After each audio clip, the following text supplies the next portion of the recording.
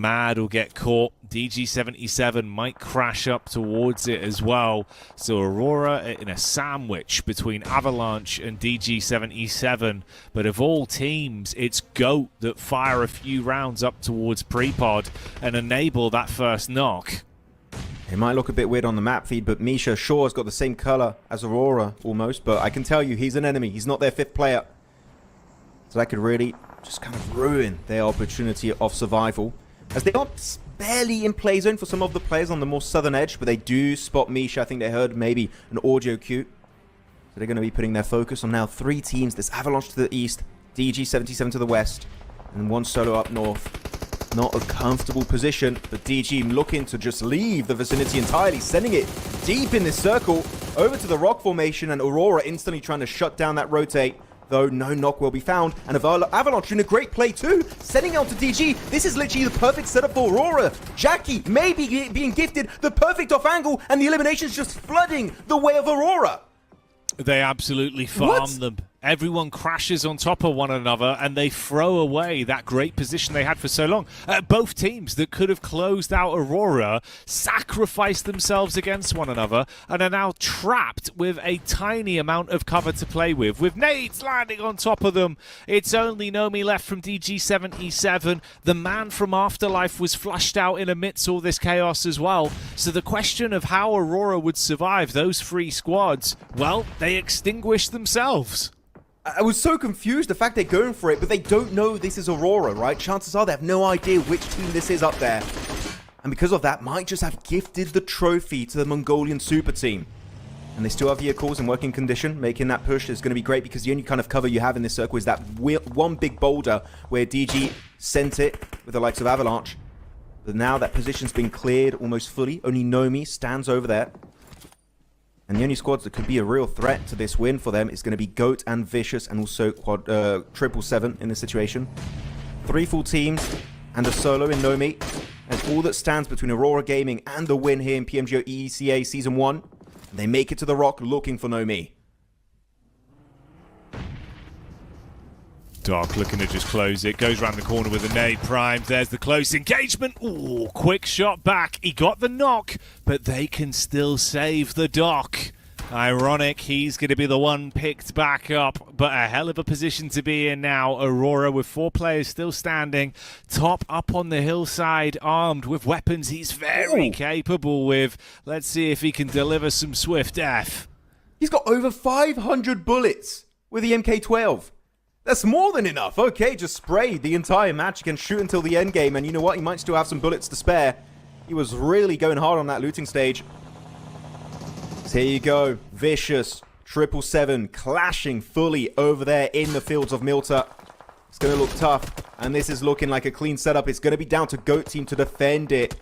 If they can maybe delay this tournament a bit further. It's over in the shed. Here, so many players knocked, but Koa will be looking to save his brother of Icy.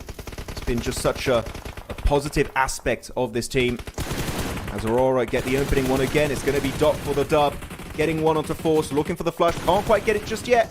This goes on that second spray down, and that is going to be an extra elimination as GOAT team get fully eliminated. I was going to say, Jackie, this was the only team that could compete for the win from that high ground position. They're now out of the equation. It's 3 teams left, 777, Vicious, and a full squad of Aurora Gaming. Oh, and the Vicious get hit from the sideline top. You said he had 500 rounds of ammo. Already 50 of them have been spent because he's been shooting players down as he keeps tapping away. You peek, he's going to put you in an early grave. This could be the Aurora victory if they can keep their heads switched on. So close to greatness. Fingertips grabbing at it. Nothing is granted, but this team has earned everything over the past few days, Max. And now all it would take is one final play here in the head-to-head between them, 777 and the Vicious, and they could close it down with a smash rule victory. Another knock onto Narvalo, but where does it go from here? Oh, and also Reefus getting some big numbers, looking to join the MVP gang. He's the only one on this team that's yet to claim an MVP title, and if he gets the win here, chances are he might be crowned our tournament MVP. Aurora, I would say, got to be careful not to split too far apart. Vicious still have a monster. The nade of Reefus, the 1v4 from a range.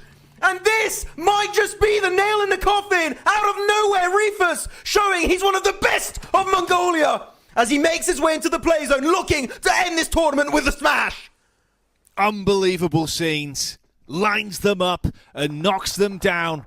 The god hand of Rufus delivering as he makes a fist and punches through the Vicious. It's only 777 that remains, but I don't think this will be a jackpot for them as the Joker has been played.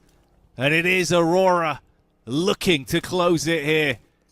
All it would take is one more shutdown. They could win it off the back of this game, Max. Let's see if it's possible. The collapse from 777. They drive up.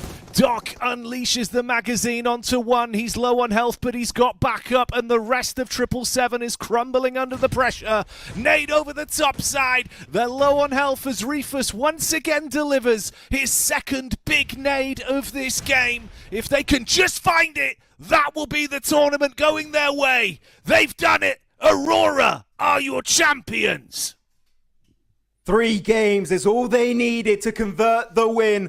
777 disappointed after that performance. They just didn't have the opportunity of a comeback because the tournament ends early. 3 games taken out of the final day of the Grand Finals, and indeed Aurora Gaming will be crowned your PMGO EECA Grand Champions here of Season 1 and will be making it to Jakarta for the LAN event.